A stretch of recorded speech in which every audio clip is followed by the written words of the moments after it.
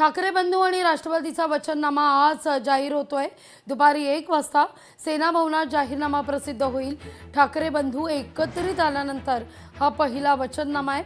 विशेषतः तब्बल 20 वर्षांनंतर राज ठाकरे सेना भवनात येत आहेत।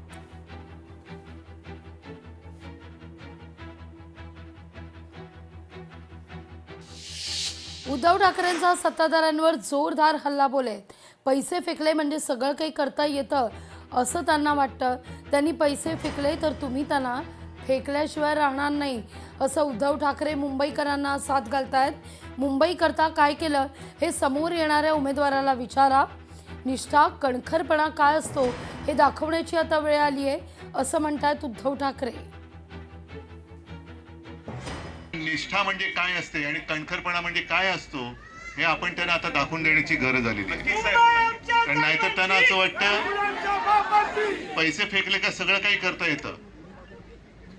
पण आता ही लोक शहाणी झालेली आहेत। त्यांनी जर का पैसे फेकण्याचा प्रयत्न केला तर तुम्ही सगळे मिळून त्यांना फेकल्याशिवाय राहणार नाही हा मला आत्मविश्वास। बस फक्त कुठे गाफील राहू नका। बाकीच्यांना मला एकच सांगायचंय जे आपले प्रतिस्पर्धी आहेत, तुम्ही इकडचं तिकडचं बोलू नका, मुद्द्याचं बोला। माझ्या मुंबईसाठी काय केलंय हे तुम्ही सांगा। आणि 16 तारखेला वाजत गाजत गुलाल उधळत विजयाचा गुलाल उधळत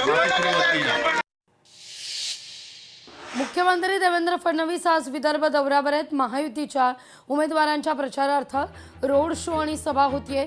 सकाळी 10 वाजता चंद्रपूरमध्ये रोड शो निघणार आहे। दुपारी 12 वाजता अमरावतीत पंचवटी चौकातून प्रचाराला सुरुवात होईल।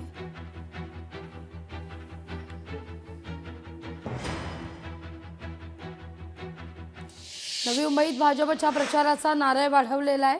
पालिकेवर फक्त भाजपचा झेंडा फडकणार। महायुती तुटल्यानंतर भाजप जिल्हाध्यक्ष राजेश पाटलांचं हे वक्तव्य आहे। क्रमांक 22 चे आमचे चारही लाडके उमेदवार सन्मान्य कृष्णदादा पाटील, सन्मान्य आमचे विजयजी साळे, त्याचबरोबर आमच्या सौ उषाताई यमगर आणि डॉक्टर प्रणाली काशीनाथ पाटील यांच्या प्रचारार्थ या ठिकाणी आज आमचे सन्मान्य माझे महापौर भारतीय जनता पार्टीचे नेते सागरजी नाईक साहेब या ठिकाणी आलेले आहेत आणि त्यांच्याच उपस्थितीमध्ये आज या ठिकाणी प्रचाराला सुरुवात झालेली आहे। मला सांगायला या ठिकाणी आनंद वाटतोय की आमचे चारही उमेदवार हे अतिशय प्रामाणिक आणि चांगल्या प्रकारचे काम करणारे असे या ठिकाणी कार्यकर्ते आहेत।